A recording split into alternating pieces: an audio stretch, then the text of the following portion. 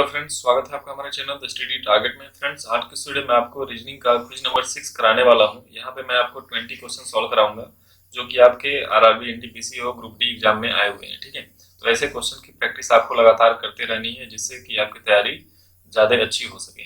तो चलिए ठीक है, आज का सेशन स्टार्ट करते हैं। मैं आपको टोटल यहाँ पे 20 क्विज मैथ और रीजनिंग के कराने वाला हूँ, तो आप मेरे चैनल को सब्सक्राइब कर लीजिए, लाइक कर दीजिए इस वीडियो को। तो चलिए ठीक है, देखते हैं पहला क्वेश्चन। देखिए, सबसे पहला क्वेश्चन यहाँ पे क्या है कि क्या ऐसे सभी लोगों को जो खतरनाक संसर्ग श्वास रोग से पीड़ित लोगों के संपर्क में आए उन्हें घरों से संरोधक किया जाना चाहिए, ये पूछा जा रहा है। तो तर्क यहाँ पे देखिए क्या है, नहीं, किसी को तब तक संरोधक नहीं किया जाना चाहिए जब तक परीक्षाओपरांत उसे इस रोग के वायरस द्वारा संक्रमित न पाया जाए। भाई सही बात है कि जब तक उस रोग से वो पीड़ित नहीं है तब तक उसको कुछ भी नहीं किया जाना चाहिए। ठीक है, घरों में संरोधक नहीं किया जाना चाहिए। तो ये चीज जब तक उसका परीक्षण नहीं करेंगे, ठीक है, परीक्षण करेंगे तो उसके बाद ही करेंगे। तो दूसरा वाला यहाँ पे बिल्कुल गलत हो जाएगा। ऑप्शन नंबर ए यहाँ पे बिल्कुल सही आंसर होगा। ठीक है भाई, आप ऐसे किसी को बंद नहीं रख सकते। चलिए नेक्स्ट देखते हैं अगला क्वेश्चन। दिए गए विकल्पों में से उस विकल्प को चुनिए जो अन्य 3 विकल्पों से भिन्न है। तो यहाँ पे देखिए, कागज, पेंसिल, सिर, टोपी, यानी टोपी से सिर को ढका जाता है, दवात में स्याही भरी जाती है और भेंट जो है आवरण में दिया जाता है। मतलब ये कुछ इनसाइड की बात कर रहे हैं, बट यहाँ पे कागज और पेंसिल का कोई ऐसा रिलेशन नहीं है इनसाइड वाला। ठीक है, तो ऑप्शन नंबर ए यहाँ पे बिल्कुल सही आंसर होने वाला है। चलिए नेक्स्ट बढ़ते हैं अगला क्वेश्चन।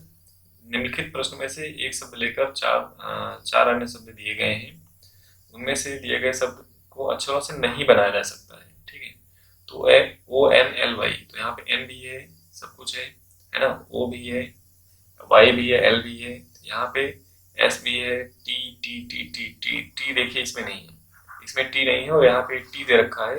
तो ऑप्शन नंबर बी आपका यहाँ पे बिल्कुल सही आंसर हो जाएगा।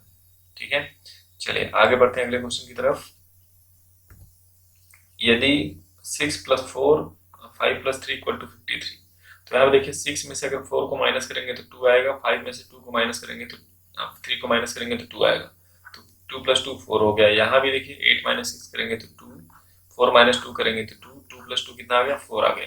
तो उसी तरह से 8 में से 5 को माइनस करेंगे, 8 में से 3 को माइनस करेंगे तो 5, 7 में से 2 को माइनस करेंगे तो 5, तो ऐड करेंगे तो कितना आ जाएगा, 10 आ जाएगा। तो ऑप्शन नंबर बी आपका यहाँ पे बिल्कुल सही आंसर हो जाएगा।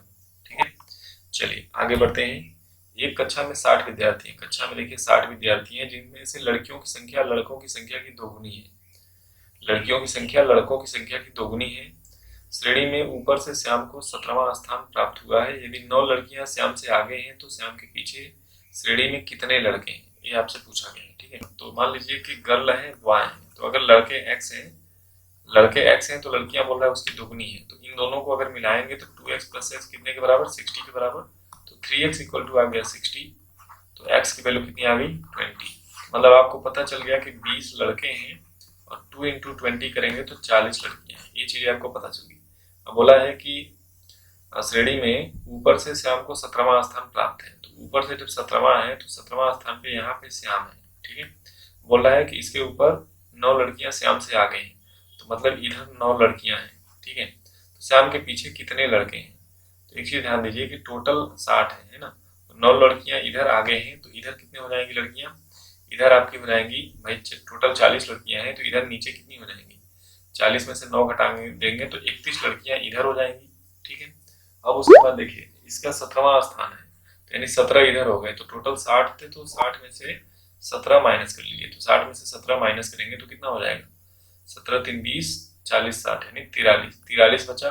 अब जिसमें से 31 तो आपकी क्या होगी, 31 आपकी लड़कियां होगी, तो लड़के कितने बचे, तो 43 - 31 कर लीजिए, तो आपका आंसर कितना आ जाएगा, 12। तो ऑप्शन नंबर बी आपका यहाँ पे बिल्कुल सही आंसर होगा।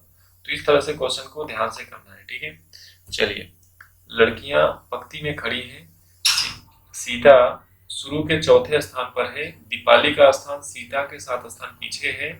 तो पूछा है कि तो दीपाली किस स्थान पे है। लड़कियां पंक्ति में खड़ी है, सीता शुरू के चौथे स्थान पे है। ठीक है, सीता शुरू के चौथे स्थान पे है, चौथे स्थान पे यहाँ पे कौन है, सीता है, एक 4th वाले पोजीशन पे। ठीक है, तो दीपाली का स्थान सीता के 7 स्थान पीछे है, तो 7 स्थान पीछे है दीपाली का स्थान। तो 1 2 3 4 5 6 7, तो 7 स्थान पीछे होगा, यहाँ पे हो गई दीपाली, ठीक है। तो दीपाली किस स्थान पर है, तो दीपाली किस स्थान पे है, तो देखिए 4 आपका यहाँ पे 4 स्थान यहाँ से हो गया और 7 स्थान इधर हो गया, तो टोटल कितना हो गया 11 स्थान। तो आपका ऑप्शन नंबर कौन सा हो जाएगा, ऑप्शन डी यहाँ पे बिल्कुल सही आंसर हो जाएगा। इसमें तो केवल ऐड करना था, कुछ नहीं करना था। नेक्स्ट देखिए, लगातार 400 वर्षों में कितने लीप वर्ष होंगे। मोस्ट इंपॉर्टेंट क्वेश्चन, बहुत ज्यादा बार लीप वर्ष के बारे में पूछा जा रहा है, मोस्ट इंपॉर्टेंट क्वेश्चन, ठीक है। तो देखिए जो लीप वर्ष होता है ना, लीप वर्ष की कहानी मैंने बताया था कि अगर शताब्दी ईयर नहीं है तो 4 से डिवाइड होगा, अगर शताब्दी ईयर है तो 400 से डिवाइड होगा, तभी लीप ईयर कहलाएगा। तो यहाँ पे देखिए अगर 100 साल की बात करें तो 100 साल में कितने लीप ईयर हो जाएंगे, भाई ये शताब्दी ईयर नहीं है ना। तो आप क्या करेंगे, इसको पहले देखिए 100 को छोड़ दीजिए, 100 को छोड़ दीजिए, 200 को छोड़ दीजिए, 300 को छोड़ दीजिए और 400 को छोड़ दीजिए। तो 100 को आप छोड़ देंगे तो मतलब यहाँ पे 1 से लेकर 99, मतलब 99 वर्ष।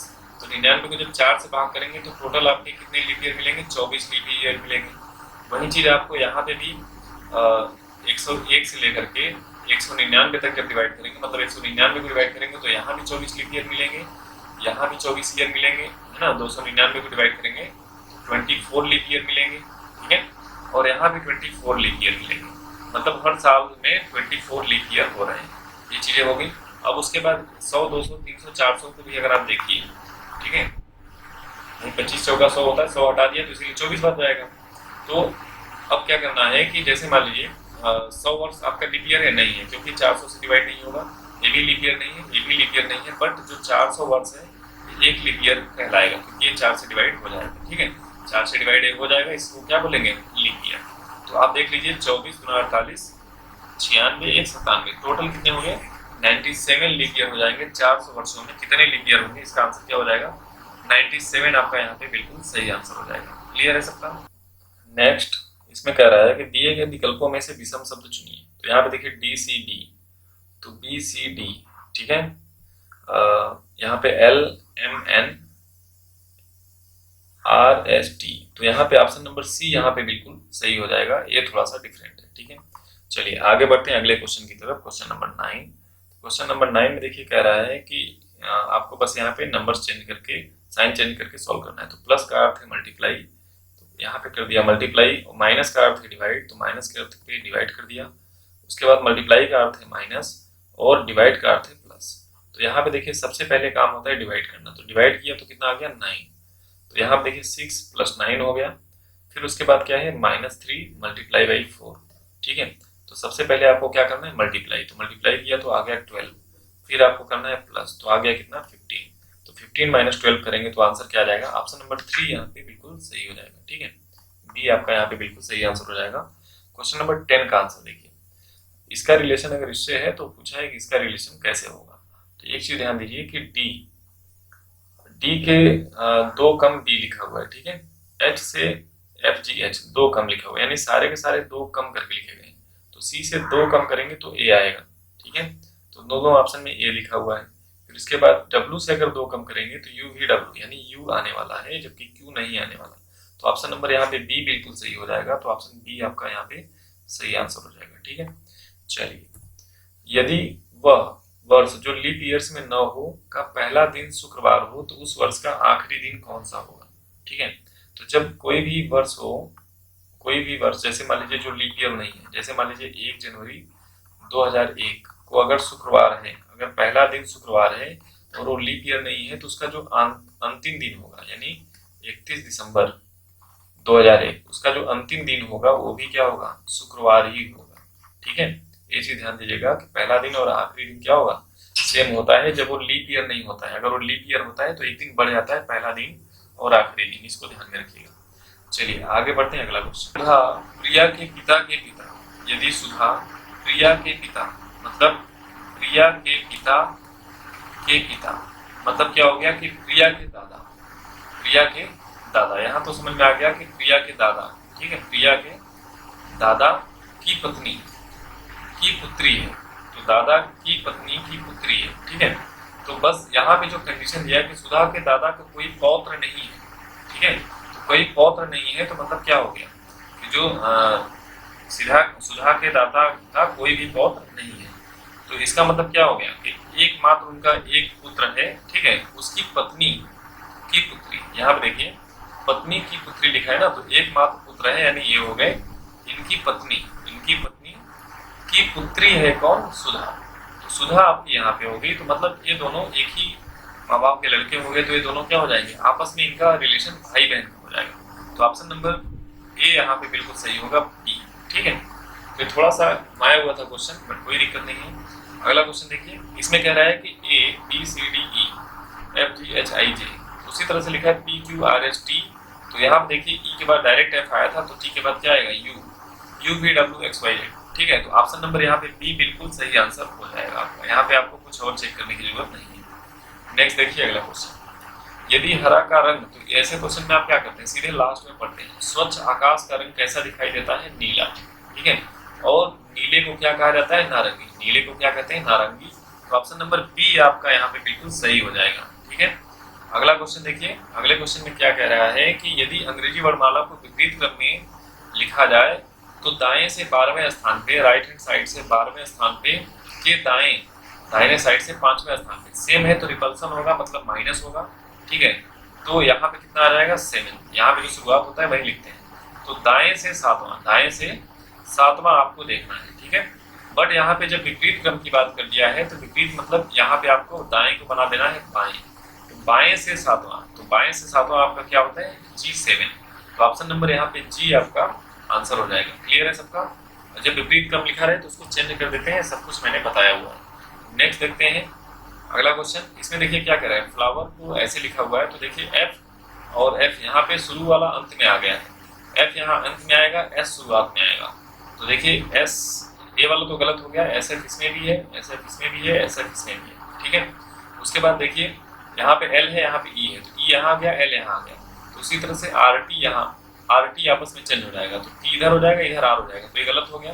टी आर अभी दोनों में चल रहा है। फिर उसके बाद आई इधर हो जाएगा, मतलब ऑप्शन नंबर सी यहाँ पे बिल्कुल सही आंसर होने वाला है। क्लियर है? चलिए आगे बढ़ते हैं अगले क्वेश्चन की तरफ। नेक्स्ट देखिए अगला क्वेश्चन, समीर सलमा से नाटा है। देखिए समीर सलमा से नाटा है, तो समीर सलमा से नाटा है, मतलब सलमा बड़ी होगी। फिर बोला है कि पाल समीर से लंबा है, समीर से लंबा कौन है, पाल, पाल समीर से लंबा है, ठीक है।